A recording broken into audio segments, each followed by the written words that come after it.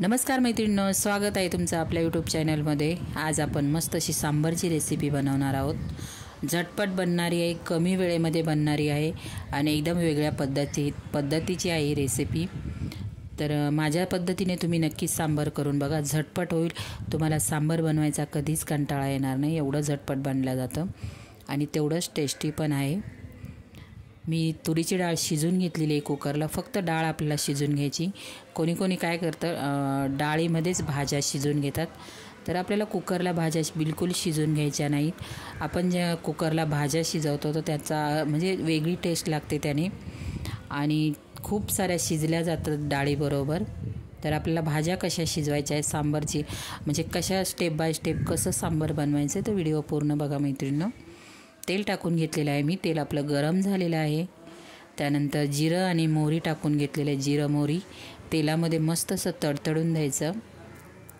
त्यानंतर इथे मी 2 मोठे कांदे घेतलेले आहेत, मस्त बारीक स्लाइस, बारीक पातळ उभा चिरून घेतलेला आहे कांदा। 2 कांदे टाकून घेतलेले आहेत मी। त्यानंतर आता आपल्याला याच्यामध्ये मीठ टाकायचं आहे। मिठाने आपला कांदा लगेच परतला जातो आणि हे सांबार बनवण्याची पद्धत एकदम वेगळी आहे, खूप छान लागतं मैत्रिणींनो। भाज्या आपण कुकरमध्ये न शिजवता आपण डायरेक्ट भाज्या शिजवणार आहोत, म्हणजे त्या भाज्यांचा इतका छान अर्क या सांबारमध्ये उतरतो। आपण जेव्हा अशा डायरेक्ट फोडणीला टाकतो ना आणि कुकरला शिजवतो, त्या सांबारची वेगळी टेस्ट लागते। तुम्ही नक्की करून बघा असं। तर आपला कांदा परतून झालेला आहे तेलामध्ये। त्यानंतर 2 टोमॅटो मोठे, खूप बारीक नाही चिरायचे टोमॅटो, पण आपल्याला थोडेसे मोठे ठेवायचे आहेत। 2 टोमॅटो मी चिरून घेतलेले, त्यानंतर टोमॅटो टाकून घेतलेले आहेत। कांदा टोमॅटो आपल्याला खूप असा परतवायचा नाही, आपण जसं भाजीला परततो तर जास्त नाही परतवायचा, थोडासा कांदा टोमॅटो परतून घ्यायचा आहे। आता म्हणजे इथे कोणकोणत्या भाज्यांचा बघा मी वापर केलेला आहे तुम्हाला सांगते। भाज्या आपल्याला स्वच्छ धुवून घ्यायच्या आहेत, बारीक चिरून घ्यायच्या आहेत, खूप मोठ्या नाही ठेवायच्या। बघा मस्त असे छोटे छोटे सगळ्या भाज्यांचे मी पीस केलेले आहे। शेवग्याची शेंग पण मस्त अशी बारीक तोडून टाकलेली आहे चिरून। इथे मी लाल भोपळा घेतलेला आहे, कोणी डांगर पण बोलतं त्याला। 2 वांगी घेतलीत मस्त गावठी।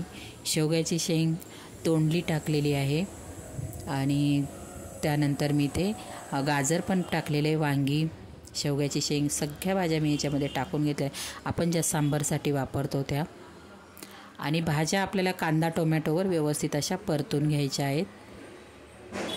तर आता तुम्हाला म्हणजे कळत असेल कशी वेगळी रेसिपी आहे ही, म्हणजे जास्त मेहनत नाही वाटत। आपण ज्या कुकरमध्ये शिजून घेतो, नंतर सगळं काढायचं, परत फोडणी द्यायची आणि आपण जेव्हा सांबार शिजवतो तेव्हा पण भाज्या त्याच्यामध्ये शिजल्या जातात, त्याच्यामुळे पूर्ण गाळ होतो भाज्यांचा आणि तेवढी टेस्ट पण नाही लागत। तर नक्कीच असं करून बघा तुम्ही, एकदम छान टेस्ट येते। म्हणजे भाज्यांचा जो अर्क असतो मस्त हळूहळू असा आपल्या डाळीमध्ये उतरतो, तेव्हा खूप छान अशी सांबारला आपल्या टेस्ट येते। आणि मी सांबारचा मसाला इथे कोणता वापरला आहे तो पण मी तुम्हाला दाखवते। वेगळा सांबारचा मसाला मी इथे वापरलेला आहे। भाज्या आपल्याला 2 मिनटासाठी मस्त कांदा टोमॅटोमध्ये परतून घ्यायच्या आहेत। आणि इथे मी सांबार मसाला घेतलेला आहे, हळद घेतलेली आहे आणि लाल मिरची पावडर घेतलेली आहे। तर सांबार मसाला मी कोणता वापरला आहे, सगळे मसाले आपल्याला टाकून घ्यायचे आहेत। 1 मिनटासाठी भाज्या मसाल्यामध्ये व्यवस्थित परतून घ्यायच्या आहेत। परतल्यानंतर बघा आता आपण जी शिजवलेली तुरीची डाळ होती, मस्त कुकरला 4 ते 5 शिट्ट्या देऊन एकदम मऊसूत अशी डाळ शिजून घ्यायची सांबारसाठी। म्हणजे आपण डाळ वापरली ती बिलकुलही दिसली नाही पाहिजे। तर ती डाळ ओतून घेतलेली मी सांबारमध्ये। आता मस्त आपल्याला कमी गॅसवरती भाज्या आणि डाळीला मस्त अशी उकळी येऊन द्यायची आहे। तर बघा मैत्रिणींनो, तुम्हाला वाटली की नाही वेगळी रेसिपी, नक्कीच मला एक कॉमेंट करून सांगा। व्हिडिओ थोडा जरी आवडला तर चॅनलला प्लीज सबस्क्राईब पण करा। तर आपला कलर पण बघा किती छान आलेला आहे, कलर पण। आणि गरम पाणी टाका, कोमट टाका, खूप गरम नका टाकू। कोमट पाण्याने आपण जी ग्रेव्ही कोणती बनवतो त्याला तशीच टेस्ट राहते। थंड पाण्याचा बिलकुलही ग्रेव्हीमध्ये वापर नाही करायचा। आता ते टाकून घेतलेलं आहे मी, कोमट पाणी टाकलेलं आहे आणि थोडासा चिंचेचा कोळ टाकणार आहे मी, चिंच भिजत टाकलेली धुवून। आणि आपल्याला ते गाळून घ्यायची आहे. चिंचेचा कोळ मी टाकलेला आहे. तुम्हाला आवडत असेल तर तुम्ही याच्यामध्ये थोडासा गूळ पण टाकू शकता. गोड नाही आवडत त्याच्यामुळे मी गूळ नाही टाकला आहे. तर बघा सांबारला किती मस्त असा कलर पण आलेला आहे. मस्त भन्नाट असं सांबार आपलं तयार झालेलं आहे. त्यानंतर मेदूवडे पण मी बनवणार आहे.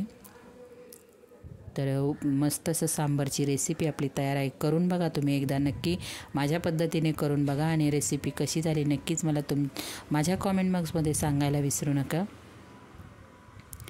तर बघा भाज्या पण मस्त अशा आपल्या शिजलेल्या आहेत आणि कलर पण आलेला आहे बघा. एवढा आपल्याला पातळ ठेवा. बाय मैत्रिणींनो.